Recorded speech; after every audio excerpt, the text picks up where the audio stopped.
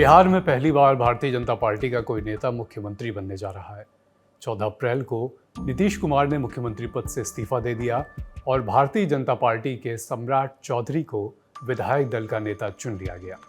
माने अब उनका मुख्यमंत्री बनना तय है। 15 अप्रैल को वो लोक भवन में पद की शपथ लेंगे। सम्राट चौधरी 16 नवंबर 1968 को बिहार के मुंगेर जिले के लखनपुर गांव में पैदा हुए। माता पिता दोनों पॉलिटिक्स में एक्टिव थे। मां पार्वती देवी 1998 में मुंगेर जिले की तारापुर विधानसभा से विधायक रहीं। सम्राट चौधरी के पिता शकुनी चौधरी बिहार की राजनीति में बड़ा नाम रहे। समता पार्टी के फाउंडिंग मेंबर, खगड़िया से समता पार्टी के टिकट पर 1998 में सांसद और 6 बार तारापुर विधानसभा सीट से विधायक, अलग अलग पार्टियों से और निर्दलीय भी। शकुनी चौधरी एक जमाने में बिहार में लालू यादव के बड़े करीबी माने जाते थे। आरजेडी में भी रहे। बाद में दोनों के बीच तमाम मनमुटाव की भी खबरें आती रही। इस बीच उनके बेटे सम्राट चौधरी का पॉलिटिकल करियर 1990 में शुरू हुआ आरजेडी के साथ। 1995 में उन्हें एक पॉलिटिकल मामले में करीब 90 दिनों तक, करीब 3 महीने तक जेल में भी रहना पड़ा।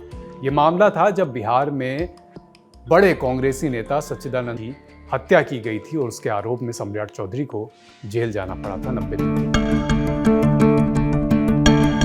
1999 में सम्राट चौधरी राबड़ी देवी सरकार में कृषि मंत्री बने, लेकिन उनकी कम उम्र को लेकर विवाद छिड़ गया। विपक्ष का आरोप था कि सम्राट की उम्र जनप्रतिनिधि बनने की न्यूनतम सीमा से कम है और उन्होंने अपनी असल उम्र छिपाई है। उस समय समता पार्टी के नेताओं पीके सिन्हा और रघुनाथ झा ने कार्यवाहक राज्यपाल जस्टिस BM लाल और मुख्य निर्वाचन अधिकारी AK बसु से इसकी शिकायत की। जांच में चुनाव आयोग ने रिपोर्ट दी कि सम्राट की उम्र वाकई में 25 साल से कम है। इसके बाद राज्यपाल सरोज भान ने एक्शन लेते हुए 16 नवंबर को, यानी सम्राट के जन्मदिन वाले दिन ही, उन्हें मंत्रिमंडल से बर्खास्त कर दिया।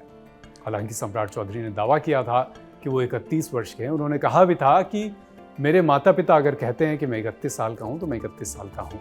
अगले ही दिन वो ऑफिस जाने की जिद पर भी अड़ गए, लेकिन लालू यादव के समझाने के बाद उन्होंने पद से इस्तीफा दिया।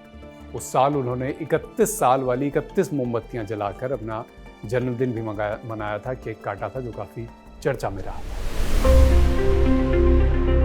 इसके बाद साल 2000 में सम्राट चौधरी ने विधानसभा चुनाव में खगड़िया जिले की परबत्ता सीट से आरजेडी के बैनर तले चुनाव लड़ा और जीता भी, लेकिन 2004 में फिर से उनकी उम्र को लेकर एक बार वो बवाल फिर से खड़ा हो गया और उनकी सदस्यता रद्द कर दी गई। अब आया साल 2005 का। इस बार विधानसभा चुनाव में सम्राट चौधरी ने अपने भाई राजेश चौधरी को परबत्ता सीट से उतारा, लेकिन वो चुनाव हार गए। इसके बाद 2010 में सम्राट चौधरी ने फिर से आरजेडी के टिकट पर चुनाव लड़ा और जीते। इस बार पार्टी ने उन्हें विधानसभा में चीफ व्हिप भी बनाया। इस बारे में, यानी उनके पॉलिटिकल करियर के बारे में, BBC, इंडियन एक्सप्रेस और आज तक से हमने कुछ जानकारियां जुटाई। ये तमाम रिपोर्ट्स बताती हैं कि 2014 के लोकसभा चुनाव में सम्राट खगड़िया सीट से जो है चुनाव लड़ना चाहते थे, लेकिन लालू यादव ने वो सीट कांग्रेस को दे दी। यहाँ से थोड़े मनमुटाव शुरू हुए।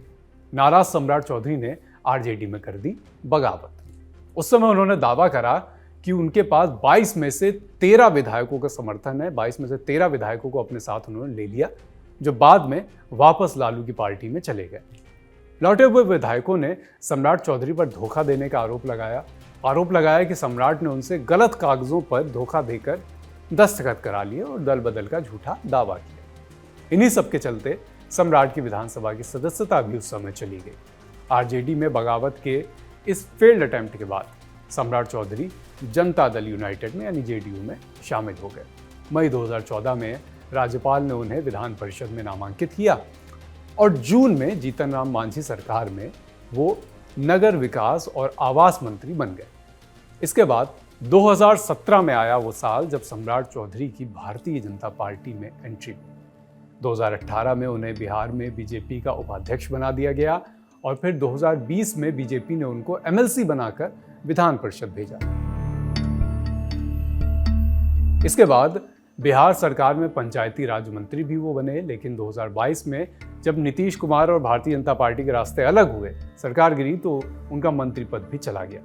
2022 में वो भाजपा की ओर से विधान परिषद में ऑपोजिशन के नेता बने और 2023 में भारतीय जनता पार्टी के बिहार में प्रदेश अध्यक्ष। यही वो समय था जब सम्राट चौधरी ने मुरेठा बांधकर ये कसम खाई थी कि जब तक नीतीश कुमार को कुर्सी से नहीं हटा दूंगा, मुरेठा नहीं खोलूंगा। फिर समय देखिए कि 2024 में जब नीतीश कुमार और बीजेपी एक साथ आए तो सम्राट चौधरी इन्हीं नीतीश कुमार के डिप्टी बने, यानी डिप्टी सीएम बिहार के वो बने।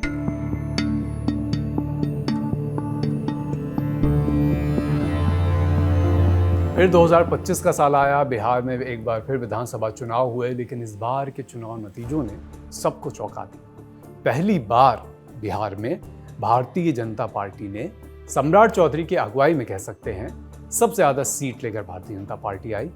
एक वो दिन था और अब एक आज का दिन है कि फाइनली बिहार में भारतीय जनता पार्टी को अपना पहला मुख्यमंत्री मिलने वाला है।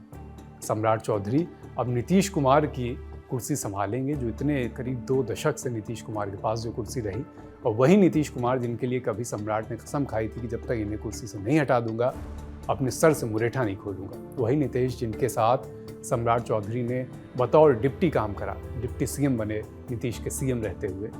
और अब सम्राट चौधरी बिहार में भारतीय जनता पार्टी के लिए इतिहास रच रहे हैं जब वो 15 अप्रैल को मुख्यमंत्री पद की शपथ लेंगे। तमाम उतार चढ़ाव और विवादों के साथ उनका पॉलिटिकल करियर यहाँ तक पहुँचा है। सम्राट चौधरी से जुड़ी और भी तमाम कहानियाँ, इस पूरे घटनाक्रम की इनसाइड स्टोरी आपको इस बार के नेता नगरी में देखने सुनने को मिलेगी। तब तक आप लल्लन टॉक के साथ बने रहिए। ये खबर लिखी है, पूरा प्रोफाइल लिखा है हमारे साथी सौरभ ने। अपना ख्याल रखिए, शुक्रिया।